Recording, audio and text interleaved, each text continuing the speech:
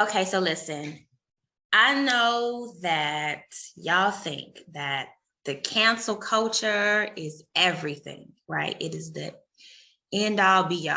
I see the memes and the social media posts and people's activities that say stuff like 2022 is my peace over everything, cutting off anybody who disturbed my peace, or um not dealing with people who mess with my peace or mess with my, atmosphere, all these type of things, right?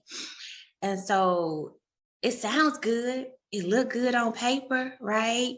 It feels good when you're the person looking at it and you're in that space like, yeah, people, get on my nerves, people destroy my peace, people be coming at me wrong, people be treating me away, people be, bothering me, hurting me, traumatizing me, treat me bad, all this stuff. Then it makes sense that when you see something that says, cutting off anything that disturbs my peace, like, yeah, that's the right thing to do. Just cut people off, right? Cut them off with their head, right? Because we queen. Off with their head, right? But that is not the right response. That's actually responding from a place of trauma. That's actually responding in a way that is actually killing you. It's not doing anything to them. It's killing you. It's hurting you, right? And so you're probably like, well, how is it hurting me? How is it killing me to cut off people who are toxic, to cut off people who are showing up in my awareness that I do not want in my awareness, right? And we go back to the principle of all things serve us, right? And if all things serve us, every person that is in our awareness, every situation, opportunity that comes into our awareness is there to serve us, is there to enhance us, is there to sharpen us, is there to help us elevate to being the highest expression of ourselves. And if our response every time something displeasing comes into our awareness or our atmosphere is to cut it off, we never expand in our awareness, right? Because every single person that comes into our reality is there to teach us something.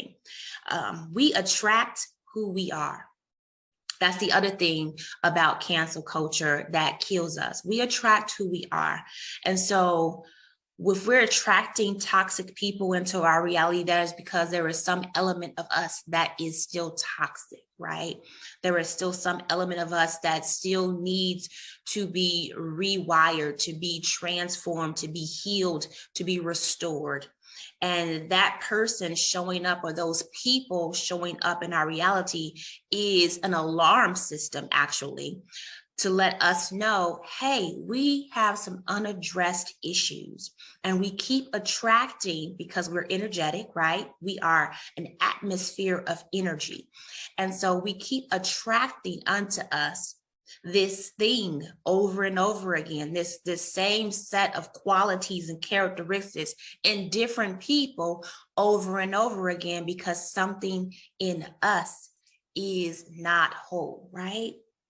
So give you an example. Have you ever seen someone in like a abusive relationship, like they be getting their tail beat, right? Black eyes, busted lips, all this stuff, just always fighting in the relationship. And then she finally decide, or he finally decide, I'm not going to deal with this no more. I'm going to do better. I don't need this in my life. And they break up with this person, right? They no longer with this person. But then the next relationship that they get into, the next 5 relationships that they get into, it is the same behaviors that is happening in those relationships, even though there are new people who have been introduced each and every time.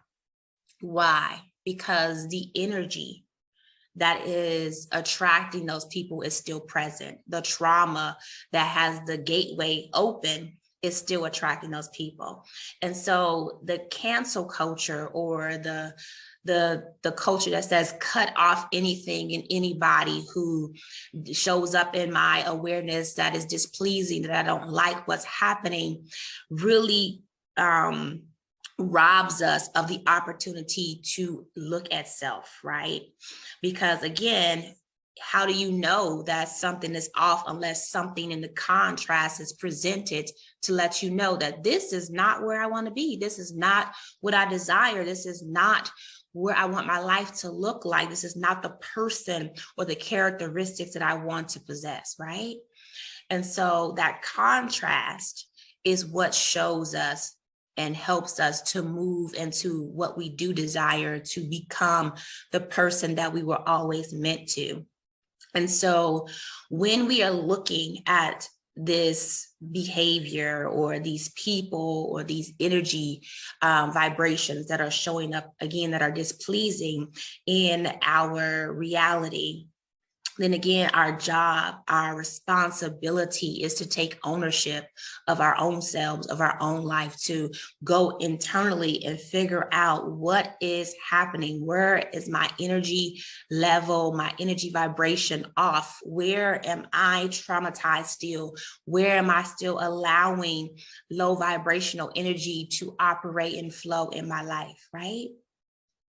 And once you begin to deal with you, once you begin to enhance you, once you begin to heighten yourself to the highest elevation of your being, then those people, those situations, those things just fall away out of your reality. Because if you are a person who does not deal with negativity, then negativity is not going to come around you because you do not attract it to you.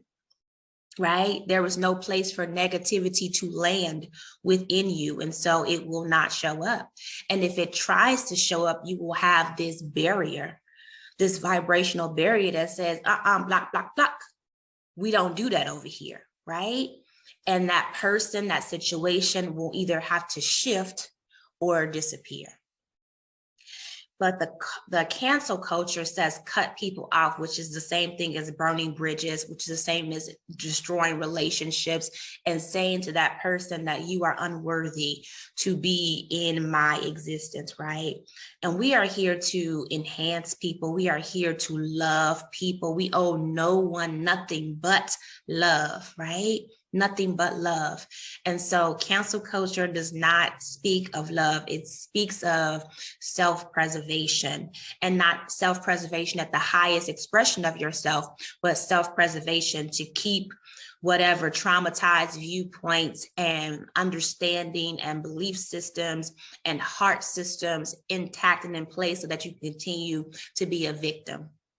You can continue to go forward and not look at yourself, not change yourself, your surroundings, the things that is deep down off with you, right? Because if we can focus all of our attention on what someone else did, what someone else said, and how someone else is behaving, being, living, then we don't have to focus our attention on ourselves, right?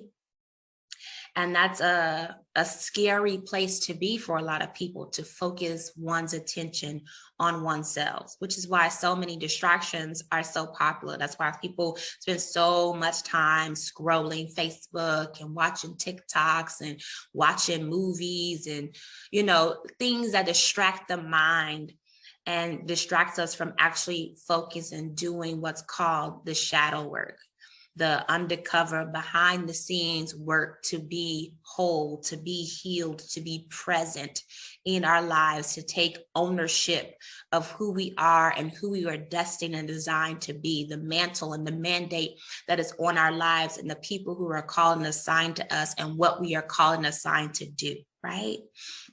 And so again, the cancel culture is killing you. It is not helping you.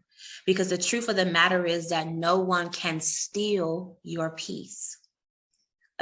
Your peace has to be freely given away. No one is in control of your emotions except for you. And so you are the only one who can relinquish that power and authority to another person. And so when we take ownership of ourselves, when we take ownership of our emotions, when we take ownership of our belief systems, when we take ownership of our actions, we take ownership of our lives, then we understand that someone else's behavior, someone else's characteristics, someone else's situations is their business.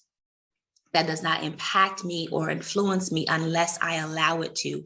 It does not disrupt anything about me unless I allow it to, right? And so a lot of times we lead with our emotions. We go in with our emotions. But if we step back for a moment and really take a deep breath and analyze the situation by taking ownership, okay, so this just happened. How do I respond? That's in a way that's authentic to me, right? Because the other part of it is that most of the people around us are robots. Now, yes, they are not metal, okay? They're not metal covered with flesh or whatever. They're not technical robots. But by robots, I mean that they have been programmed on how to respond, how to act, how to present themselves in certain situations, in all situations, actually, right? And it's actually not the same response that would happen if they were being their most authentic self. For example, I grew up in the inner streets of Chicago, okay?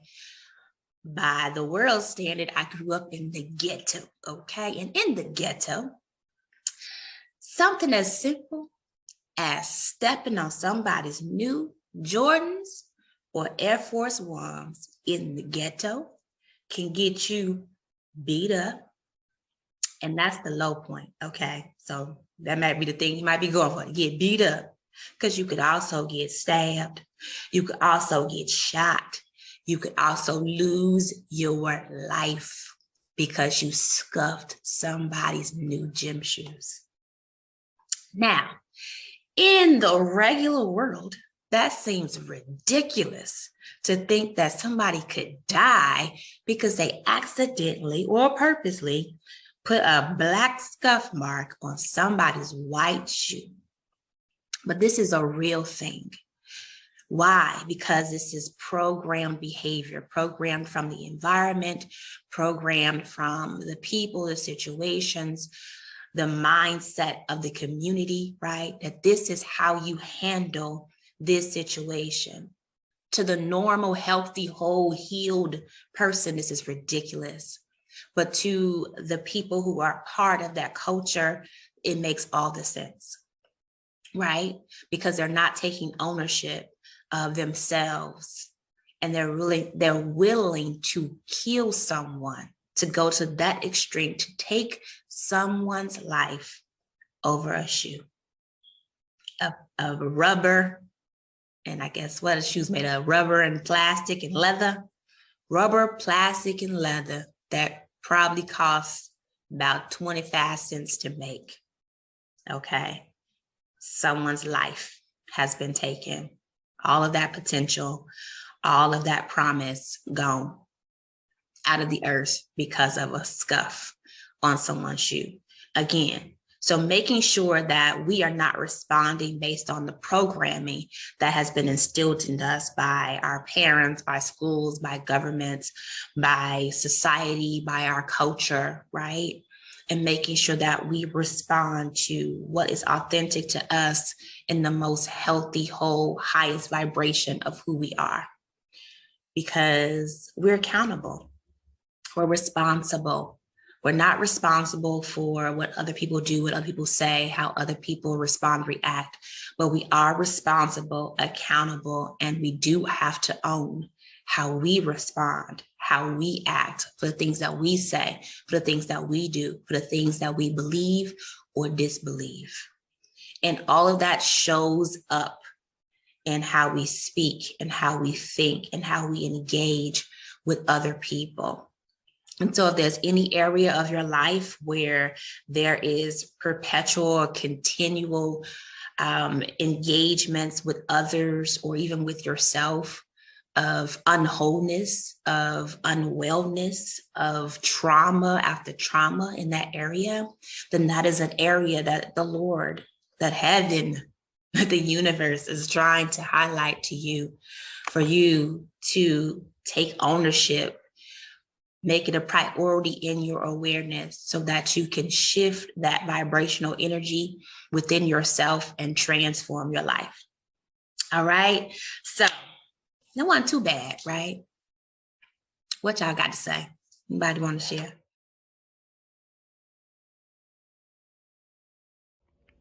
Hey, there was so much more depth that we went into doing that discussion on the cancel culture that I cannot share with you on this broadcast. Why? Because the Audacity to Rule inside of the Royal Chamber is a sacred place where queens can come to share their hearts, can share their emotions, can share the things that are intimate and personal with them, and find a place of no judgment, a place of support, a place of love, and a place of truth, so that they can take that truth, pull it into themselves, and they can heal, be restored, and whole.